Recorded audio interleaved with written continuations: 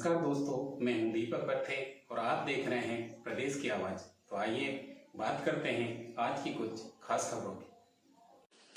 मुख्यमंत्री डॉक्टर मोहन यादव ने झारखंड की कांके विधानसभा में पार्टी प्रत्याशी के समर्थन में जनसभा एवं छत्तीसगढ़ की रायपुर दक्षिण विधानसभा में सामाजिक संगठनों की बैठक को संबोधित किया। घुसपैठियों को बसाकर हिंदुओं आदिवासियों का हक छीन रहे कांग्रेस और झामुमो ये चुनाव अपनी संस्कृति को अपनाने की आजादी और तुष्टीकरण के बीच, ये भाजपा और झामुमो का चुनाव नहीं, ईमानदारी और बेईमानी के बीच का चुनाव है।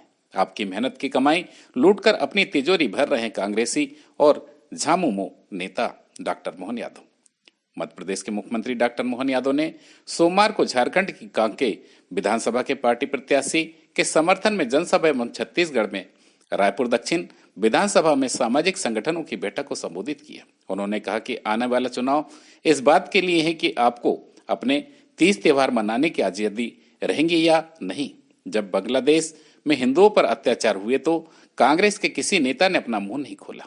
किसी ने नहीं कहा कि हिंदुओं का नरसंहार बंद होना चाहिए। वोट के भूखे कांग्रेसी और झामुमो नेता सिर्फ तुष्टीकरण जानते हैं। ये लोग झारखंड को भी बांग्लादेश बनाने का षड्यंत्र रच रहे हैं। 20 सालों में यहाँ हिंदुओं की आबादी में 7% की कमी आई है और आदिवासियों की संख्या में 40 से 41% से घटकर 28% रह गई है। कहाँ गए ये लोग? वास्तव में कांग्रेस और झामुमो के नेता सोची समझी योजना के तहत यहाँ घुसपैठियों को बसा रहे हैं और ये घुसपैठिए आपके मकान, दुकान और जमीन पर कब्जा करते जा रहे हैं। ये घुसपैठिए आपका हक मार रहे हैं और आपके बच्चों के लिए संकट खड़ा कर रहे हैं। ऋषि मुनियों की भूमि कश्मीर की कांग्रेस ने वोटों के खातिर जो हालत बनाई है, वही हालत कल झारखंड की भी होंगी। मुख्यमंत्री डॉक्टर मोहन यादव ने कहा कि पूर्व प्रधानमंत्री भारत रत्न स्वर्गीय अटल बिहारी वाजपेयी जी ने जब झारखंड राज्य बनाने की घोषणा की थी तो उन्होंने कहा था कि झारखंड देश का नंबर 1 राज्य बनेगा। यह इतना सुंदर है कि देवता भी यहाँ रहने के लिए तरसते होंगे। खनिज संपदा और प्राकृतिक संसाधन भरपूर है, लेकिन झारखंड का विकास नहीं हो सका। यहाँ बेईमानों की सरकार आ गई और आलमगीर जैसे लोग नोटों की गड्डियां गिन रहे थे। लोगों के घरों में 40-40 करोड़ रुपए निकल रहे हैं। भ्रष्टाचार इतना है कि अगर काली कमाई के नोटों के ट्रेन में भरो तो ट्रेन पूरी भर जाएगी। आप लोग अपना खून पसीना एक करके जो कमा रहे हैं, अपने बच्चों का पेट काट कर जो बचा रहे हैं, ये भ्रष्टाचारी उसे लूट लेते हैं। इसलिए ये चुनाव हेमंत सोरेन और भाजपा का नहीं, यह कांग्रेस और भाजपा का चुनाव नहीं, यह चुनाव ईमानदारी और बेईमानी के बीच का चुनाव है। मुख्यमंत्री डॉक्टर यादव ने कहा कि हम भगवान राम के देश में रहते हैं। रामराज की कामना हमारे संविधान में समाहित है। हमारे देवताओं ने सदा अन्याय से संघर्ष किया था और यही उन्होंने हमें सिखाया है। मध्य प्रदेश में 2023 में हमारी सरकार बनी और हमने तय किया कि जन्माष्टमी मनाएंगे। अभी हमारे सांसद, विधायक और सभी मंत्रियों ने धूमधाम से गोवर्धन पूजा की। ये सारे काम हमारी सरकार इसलिए कर रही है क्योंकि हमारा निशान कमल का फूल है, जो देव संस्कृति का प्रतीक है। हम भारत माता की जय बोलते हैं, लेकिन कांग्रेस और झामुमो के लोग उससे भी कष्ट होता है।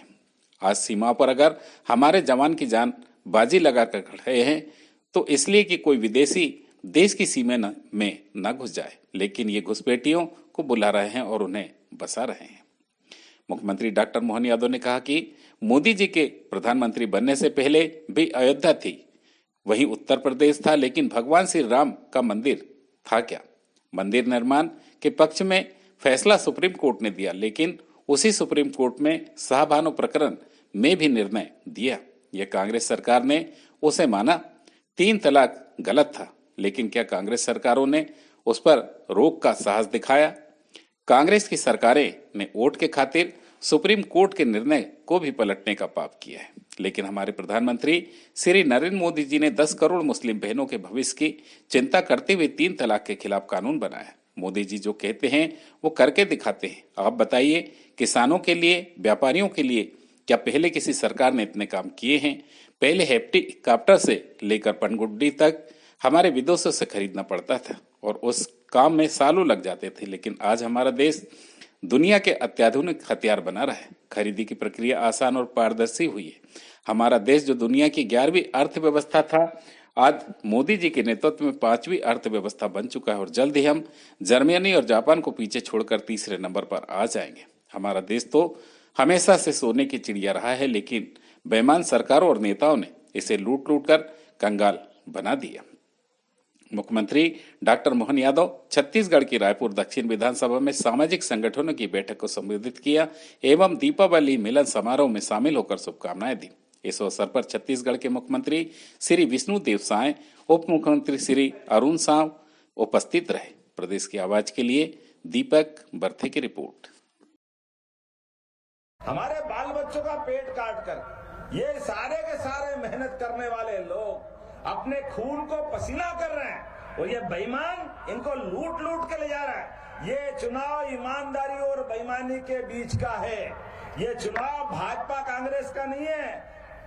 ये चुनाव हेमंत सोरेन और भाजपा का नहीं है। ये बेईमानी और ईमानदारी का है। एक तरफ बेईमान है और बेईमानी का नमूना आपको मालूम है, जो जेल की सजा काट करके आ रहा है, जेल में जिनके इस कारण से मुकदमे बन रहे हैं। लेकिन हिम्मत देखो, मैं तो आज इस बात को कभी सोचता हूं तो डर जाता हूं। मैं भी सरकार का मुखिया हूं, लेकिन सरकार का मुखिया अगर ये करने लगेगा तो डूब मरना पड़ेगा। अरे हम भगवान राम के देश में रहते हैं। बोला प्रभु रामचंद्र जी महाराज की। ये भगवान राम राज की कामना करने वाला लोकतंत्र का भारत। हमारे संविधान के चित्रों में भी अंदर राम राज्य का सपना लिखा है और हमारा अपना देव पुरुष, हमारे सनातन संस्कृति, हमारे सभी देवताओं ने सदैव अन्यायों से संघर्ष किया। इसलिए हमारे देवी देवताओं ने भी हमको सिखाया। अभी मैं तो आपके बीच बताना चाहूंगा संजय भैया, हमारे यहाँ तो अभी मैं 2 दिन पहले ये भारतीय जनता पार्टी की सरकार बनी थी हमारी 2023 में, और सरकार ने तय किया कि जन्माष्टमी भी धूमधाम से मनना चाहिए। धूमधाम से सभी सांसद विधायक ने जन्माष्टमी मनाई और जन्माष्टमी बनाई तो गोवर्धन पूजा भी अच्छे से होना चाहिए। होना चाहिए कि नहीं होना चाहिए? तो होना चाहिए। तो हमारे सभी सांसद, सभी विधायक, सभी मंत्री, मुख्यमंत्री सबने धूमधाम से गोवर्धन पूजा की। अरे अपने 33 करोड़ देवी देवता का वास होता गौ माता में।